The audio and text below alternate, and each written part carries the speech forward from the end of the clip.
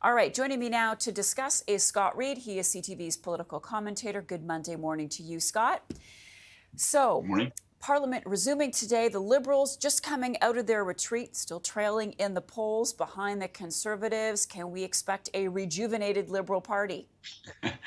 Well, we're certainly going to see a party that intends to rejuvenate itself. And, typically we sit here and we say, okay, so Parliament's resuming. How thrilling is that for us? But for the Liberals, it's actually really important. It's really important because they need something to propel them forward, to break them away from the gravitational tug down that was 2023. It was a disaster of a year for them in political terms. So they want to use this session of Parliament to highlight issues that they think will help them move forward. They want to try and wedge the Conservatives. They want to try and use Parliament question period, any opportunity to stand in front of a microphone, get heard, get broadcast, to try and define Pierre Poilievre in a negative light with voters, chip away at his lead, try to raise his negatives. That's what this Parliament's going to be about. There'll be tons of issues. There'll be lots of things that we don't predict. But from the Liberal perspective, it's going to be about putting the boots to Pierre Poilievre. The Conservatives have been relentless on carbon pricing and exemptions. What do you see happening on that front?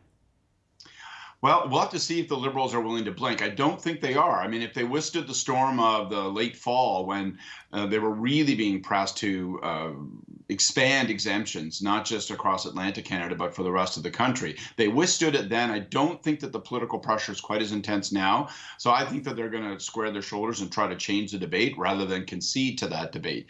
But, the Conservatives, if you watch them, I mean, the stakes are high for them as well. They're high in the polls. They know they're a year and a half away from an election. So the question for them, it's a good problem to have, but it's still a problem. The question for them is, how do you sit on such a huge lead? How do you not get comfortable? How do you not stop?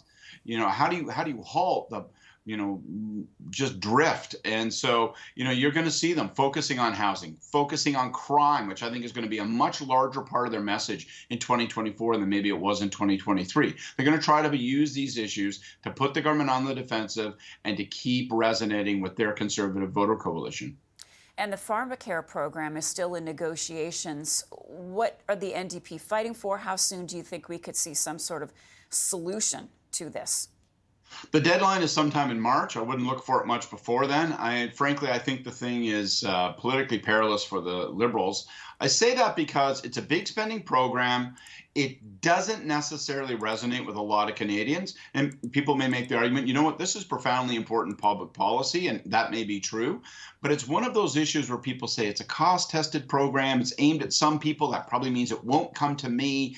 And I think it's going to be challenging for the Liberals. What they need to do is whatever is necessary to preserve their alliance with the NDP so that they're not plunged into an election in 2024. But I think for the Liberals, it won't be so much about celebrating this policy position. It will be about getting it done and out of the way so they can focus on issues where there's greater political payoff for them.